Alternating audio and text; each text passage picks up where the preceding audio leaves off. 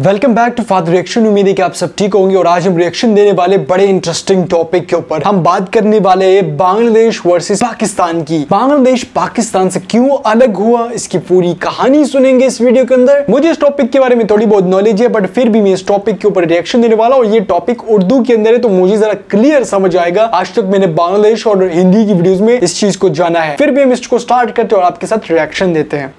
Shami TV के मौजूद नाजरीन अस्सलाम वालेकुम। आज मैं बांग्लादेश की पाकिस्तान से अलहदगी के बारे में बयान करूंगा कि ये किन वजूहात की बिना पर हुई और ये वाक़या कब पेश आया। मज़ीद वीडियो शुरू करने से पहले अगर आप मेरे चैनल पे नए हैं तो मेरा चैनल सब्सक्राइब करें ताकि हर नई आने वाली वीडियो आप तक पहुंच सके। बंगाल का मशरकी हिस्सा 1947 ईस्वी की तक़सीम हिंद के वक्त पाकिस्तान का हिस्सा बना और मशरकी पाकिस्तान खिलाया। पाकिस्तान के इन दोनों हिस्सों के दरमियान 1600 किलोमीटर का फासला था। 1600 दोनों मुल्कों के दरमियान वाहिद रिश्ता इस्लाम का था। हालांकि नस्ली और लसानी दोनों लिहाज से ये ममालिक बिल्कुल जुदा जुदा थे और मगरबी पाकिस्तान यानी मौजूदा पाकिस्तान की अकबर नांदेश हुकूमत ने इन तासबात को जगाया और बांग्लादेश ने मुजीबुर रहमान की क़यादत में 16 दिसंबर 1971 ईस्वी में आज़ादी हासिल की। भारत ने 1971 ईस्वी की जंग में बांग्लादेश की हमायत की और यूँ उम्मत मुस्लिमा की सबसे बड़ी ममलकत पाकिस्तान दो हिस्सों में तकसीम हो गई। पाकिस्तान के दोनों हिस्से एक दूसरे से 1600 किलोमीटर दूर थे। भारत की लड़ाई की वजह से एक दूसरे से अलग हुए, इसकी वजह से करीबी ताल्लुक कायम ना हो सके। दोनों हिस्सों की आवाम में गलतफहमियाँ उभरने लगी। भारत अपने मुखालिफ मौक़िफ़ की वजह से इस सूरत हाल से भरपूर फ़ायदा उठाया और मशरक़ी पाकिस्तान की आवाम को गुमराह करके मगरबी पाकिस्तान के खिलाफ कर दिया। अदम इत्मीनाद की इन्हीं फ़िज़ा में दोनों हिस्सों की ये आवाम एक दूसरे से बहुत दूर हो गई। दोनों हिस्सों के मसले अलग अलग नौइयत के थे, इसलिए हमायनगी के जज्बे को आगे बढ़ा ना सके। मशरक़ी पाकिस्तान के सरकारी आलमदार ज़्यादा आवाम दोस्त और हमदर्द थे। इन्होंने लोगों के मसलों को हल करना चाहा।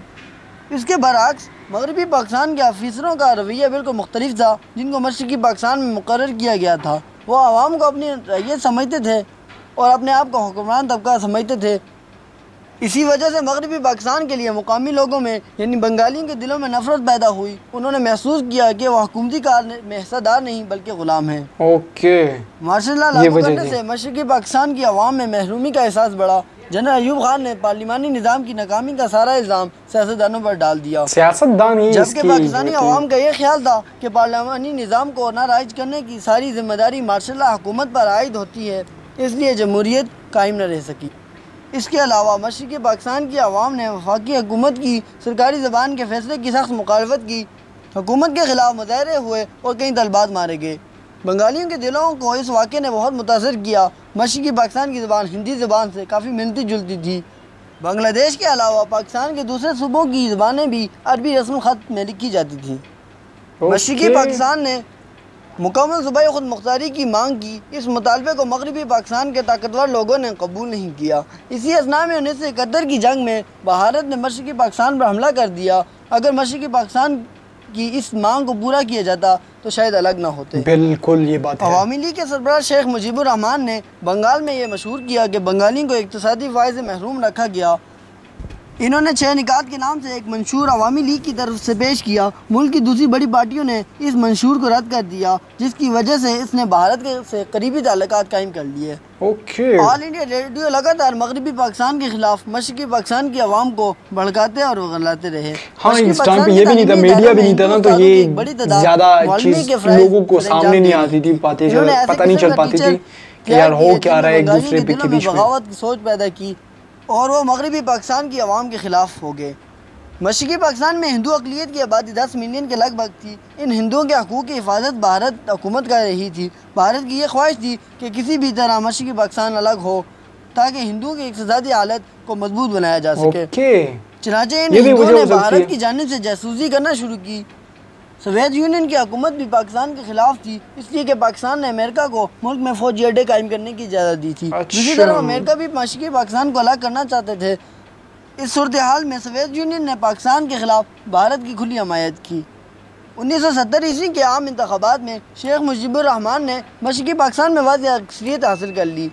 इंतखाबात में अक्सरियत हासिल करने के बाद शेख मुजीबुर रहमान अपने मुतालबात में इजाफ़ा करने चले गए, जिनको पाकिस्तान के हुक्मरानों ने रद्द कर दिया।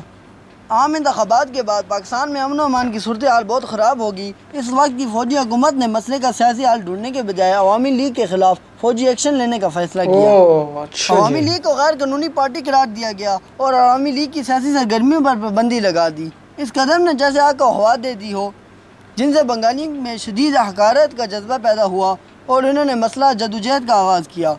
यह पाकिस्तानी फ़ौज का ढाका में तारीखी शिकस्त का दिन था, जिस दिन पर पाकिस्तानी फ़ौज ने बांग्लादेश में 30 लाख बंगाली का कत्लेआम किया। और इतने बड़े साने के बाद हिंदुस्तानी फ़ौज बांग्लादेश में बंगाली की मदद के लिए आ गई, जिसके सामने 2.5 लाख पाकिस्तानी फ़ौजियों ने सरेंडर करके अपने हथियार डाल दिए। फ़ौजी एक्शन की वजह से अवामी लीग के सरबराह और कितने ही बंगाली भारत की तरफ भाग गए।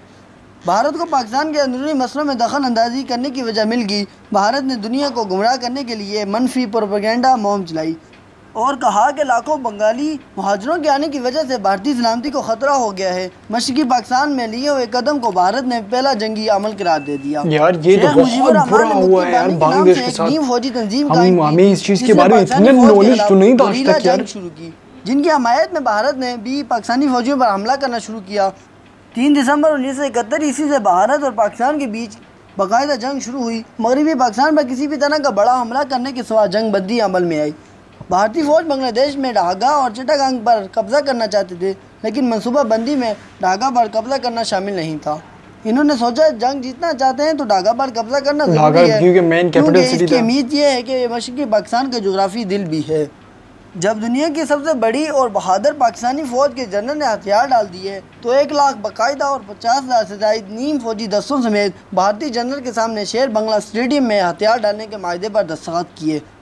अक़वाम आलम की तारीख में दुनिया की किसी भी फौज के इतने बड़े तादाद ने सरेंडर नहीं किया। भारत ने मौका से फ़ायदा उठाते हुए इन 1.5 लाख फौजियों की रिहाई कश्मीर की 2 तरफ़ा तनाज़े करार देने की मांग कर दी।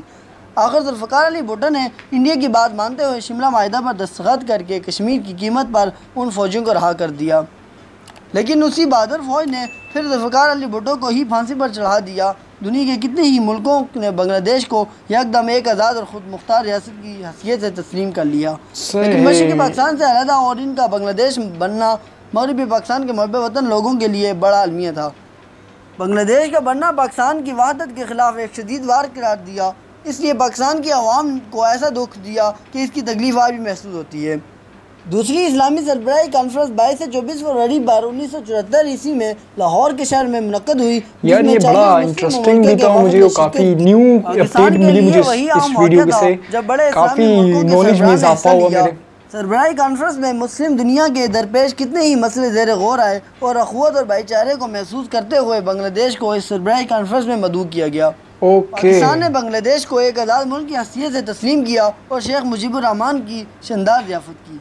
मज़ीद मालूमाती वीडियो देखने ये सारी स्टोरी उसके बारे में बात करते हैं। सो उम्मीद है कि आप लोगों ने वीडियो देख के आपको पता चल गया कि बांग्लादेश के साथ अक्सर हुआ क्या था, बांग्लादेश 1971 के अंदर पाकिस्तान से कैसे आजाद हुआ। मुझे थोड़ी बहुत नॉलेज थी कि 1971 के अंदर जब आम इंतखाबात यानी जनरल इलेक्शन हुए तो जनरल इलेक्शन के अंदर ही कुछ ऐसा हुआ था कि अभी कुछ टाइम पहले पाकिस्तान के अंदर ये सारी सीन दोबारा से क्रिएट हुई थी कि प्राइम मिनिस्टर इमरान खान जो थे वो कुर्सी से हटे और जब दोबारा बाई इलेक्शन हुए तो उसके अंदर उनकी सीट ज्यादा थी बट उनको गवर्नमेंट नहीं दे रहे थे, जो उनकी सूबे के अंदर थी गवर्नमेंट नहीं दे रहे थे। तो सब ने ये कहा कि यार ये सारी सेम सिचुएशन 1971 के अंदर बांग्लादेश के साथ हुई थी। बांग्लादेश के जो शेख मुजीबुर रहमान थे, फाउंडर थे उसके, जिन्होंने बांग्लादेश को आजाद किया, वो अक्सरियत हासिल कर चुके थे, दो गुना अक्सरियत भी कह सकते हैं, ये कह सकते कि यार उन्होंने इलेक्शन जीत लिया था बांग्लादेश के अंदर, पूरे जो ईस्ट पाकिस्तान था, मशरकी पाकिस्तान था। तो जब वो पाकिस्तान में और उन्होंने कुछ लैंग्वेज की भी बात की थी कि हमारी उसको एक सूबा करार दिया जाए, जैसे पाकिस्तान के अंदर सूबे और सूबे की एक अलग लैंग्वेज देनी चाहिए।